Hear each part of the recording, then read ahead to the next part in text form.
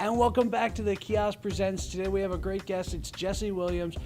He played Dr. Jackson Avery in Grey's Anatomy, and now he's playing James Lawson, Reverend James Lawson, in Lee Daniels' The Butler. Thank you so much for joining us today on the Kiosk Presents, Jessie. My pleasure, Steve. Good morning. All right. Can you tell me a bit about the movie for those who haven't seen the fantastic trailer? Yeah, so the film, directed by Lee Daniels, is inspired by the real life of Eugene Allen, a gentleman who was a butler in the White House, ultimately the head butler in the White House over the course of 8 presidential administrations. So you have LBJ Eisenhower, Kennedy, Reagan, and an incredible period of history, really, during what my character is inspired by, the real Reverend James Lawson would call the Second American Revolution, the incredible period of time in the 50s, 60s, and 70s. So the civil rights movement holds a bit of center stage, and you get to see through this guy's entire lifespan what has happened through the course of his own family. It's a really lovely story about father and son that's completely relatable to folks of all shapes and sizes throughout this country, and you really get a different perspective on the historical landscape from kind of inside the White House, from those who were serving, and kind of a fly on the wall at all the most intimate moments throughout history. Now, as you explained, it's based on a true story, and the character you're playing, Reverend James Lawson, was actually a real person. Did you get to speak with him or go over his past speeches? I did. I met Reverend James Lawson. He lives and works in Los Angeles still, actually. He's still fairly active, sharp as a whip, if there is such a thing. And a wonderful guy.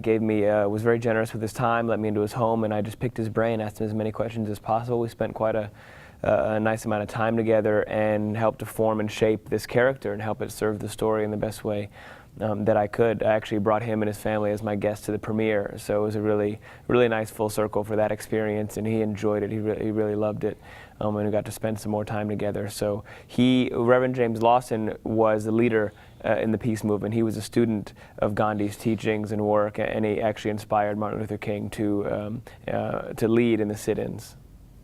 So he was a big fan of protest. He was a big fan of peaceful protest, of nonviolence, what he would call satyagraha, which is the power of love force, the power and impact that love can have in resistance movements.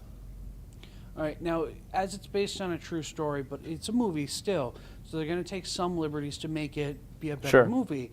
What are the truths that we can take away, even if they're not exactly the way that they happened? I think that one of the things that really stands out to a lot of members of the viewing audience over the course of the film is that this takes place in the course of one man's lifespan. So this man is born as a sharecropper in Georgia, working in cotton fields as essentially an indentured servant. And by the time it ends, we're talking about 2008, 2009, 2010, President Obama is elected. So you're seeing that in course of one man's life, he can be born essentially a slave in South Georgia, and then make his way up through the 40s, 50s, 60s, and 70s, civil rights movement, voting rights, when it was against the law to go into a store and have a meal, to walk down the street, to be taken care of in a hospital, to be able to vote, to be able to attend a school that is integrated, to then see a president of color being elected all in one lifespan, really offers some context in what's taken place in the last century. That's huge. Being younger myself, it doesn't really click that this is recent history. I think that's right. People feel like it's several hundred years ago. It's been so long. That isn't a problem that we're facing today, supposedly, and that's the mentality that comes up. But the same issues come up in lesser forms continually in the news and in the media with what's been happening.